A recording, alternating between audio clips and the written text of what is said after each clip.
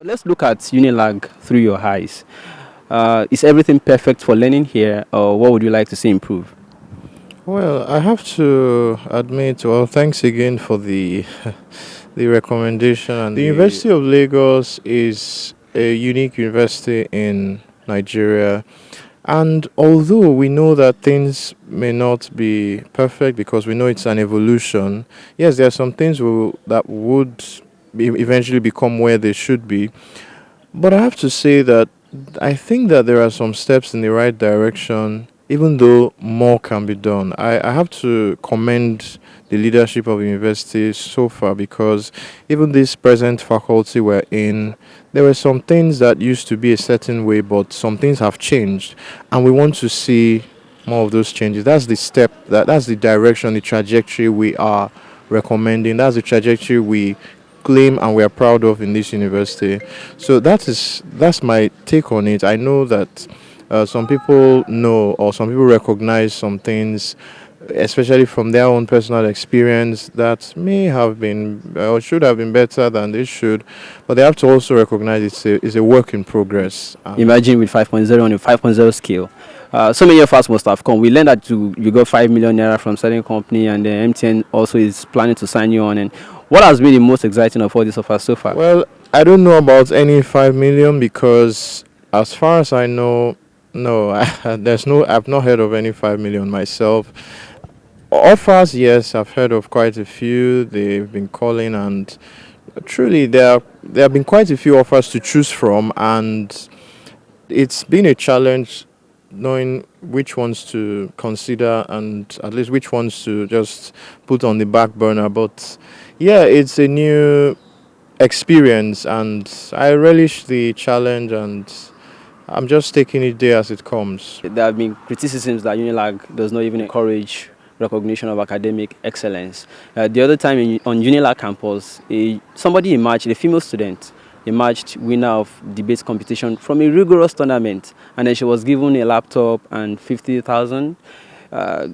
What's your view about? And then in the same period, another student came out, beauty queen from UNILAG, Miss UNILAG beauty pageant.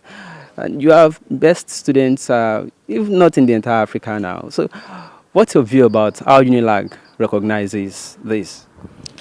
Well, I will not put it exactly at the door of Unilag because we know that most times these things depend on private partnership as well. It just goes to show the value systems and the things that are recognized in our current society. Now, the girl who won the debate is known to me personally. If I had the resources, I would give her so much in recognition of her achievement because I place a value on that. Now, I know that the corporate bodies would want to do things that would encourage or that would move the brand and promote it in the eyes of most of those who patronize or who use their product. And it seems that the value systems we have now encourage extolling such virtues and promoting such. So I may not put it at the door of Unilag because when these people come in to sponsor these things, they want things that will pull the crowds. And when you see beauty pageants, we see the artists, we see the crowds. Yes, that is a fantastic opportunity for any brand. But then we see the debates and we know that they are not so well attended. So it's more about the cultural software we are promoting than really Unilag as an institution. I know that the university would prefer that things were different, but we just have to deal with the current realities as they are. So, as you speak right now, um, there's rumor that you became what you are today because as a result of the fact that you don't have social life and you are not even in a relationship. How true is that? Well, as far as social life is concerned, I remember going to Ozone Cinema severally with friends, most of them girls.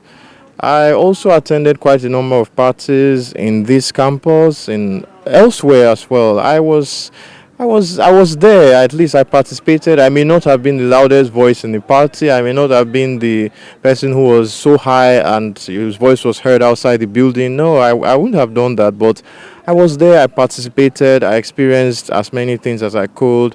I went for the outings, the beach parties, even the pool parties. I did all that.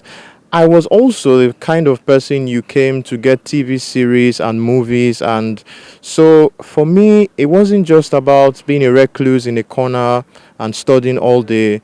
I tried to belong and I tried to mix. I spent quite a number of hours gisting with colleagues, and I try to be social. So when people think I didn't have a social life, well, they should talk to those who knew me on the on campus. We know that towards the end of your studies, yeah, there's another excellent student, a first class student also who is a female that you were going out with. Are you consummating that into a union soon? Okay. Well, we are quite close, and I at the moment I may not be able to say anything conclusive on the record, but I'll just say that yeah, she's one of my closest friends, if possibly not the closest. So that's as far as I'll say on that. Did you participate in protests during the time? Protests? No, no. I would hardly be found carrying the placards or lifting the sticks and shouting. I'm a more retiring individual. I do not lead any virulent change. I prefer to work behind the scenes, and for that reason, I wasn't found taking up any political position. I tried to work behind the scenes to install people who would take up those positions, but taking up those positions, no, I just took a step back from that.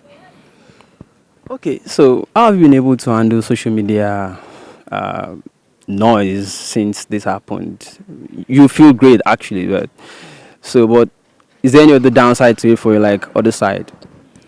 Well, I now miss the privacy I used to enjoy. It's a wonderful feeling walking along the road and nobody knows you, and you just live your life so peacefully, and the quiet is calming, but it seems that I do not have so much of that anymore. Fine, I can still go through places and no one will notice me until someone points me out to them, but I'm dealing with it and I'm adapting to the challenge it represents. There are some things I have to avoid doing just to ensure that at least I can just retain the equilibrium I've always enjoyed.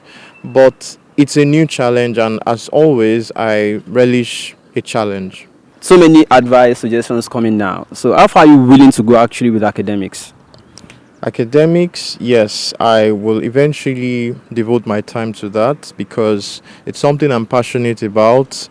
It's something I believe in. It's something I feel will be transformative in shaping minds and affecting the future of this country. But also, I believe that it is important to apply what we know.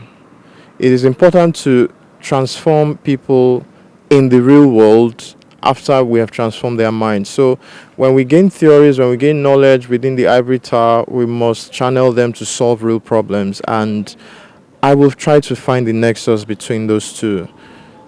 Gaining knowledge, furthering research, and applying it in the real world. That is my aim, and I hope to be able to accomplish that. Would you like to lecture? Be a lecturer? Oh, definitely at some point, but not exclusively. I would like to also do something in the world of work, in the world of social problems, and have an impact in my society at large. Sounds like you would be willing to also set up a consultancy. Well, if that is the way in which I'll be able to achieve that, definitely I'm open to that idea. In what area would you be willing to solve problems psychologically? Okay, I think that the number of problems we have with psychological components and for which a psychologist would be relevant are quite numerous.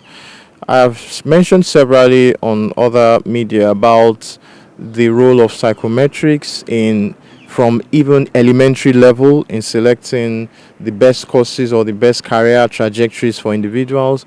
But then there is also the role of psychology in dealing with ethnic troubles, as well as the role of psychology in terror, because terrorism has that key psychological component, mind control, trying to deal with the efforts of those who create these suicide bombers, and there's a whole range of possibilities and opportunities for psychology to deal with this problem. I won't go into the details now, but I'll just say that apart from terrorism, there is also the psychology of poverty, and there is a mindset of poverty that is engendered and that gets socialized from one group of people to another, from parent to child, on and on. And this is seen in the behavior of many of our people, where we think only in the present. There's a lack of futuristic thinking, and it's a product of poverty, because poverty limits us and shapes us such that we only think in the short term. So we can apply psychology in dealing with these problems. The specifics of it will emerge depending on the situation, but there are real opportunities I believe can be utilized.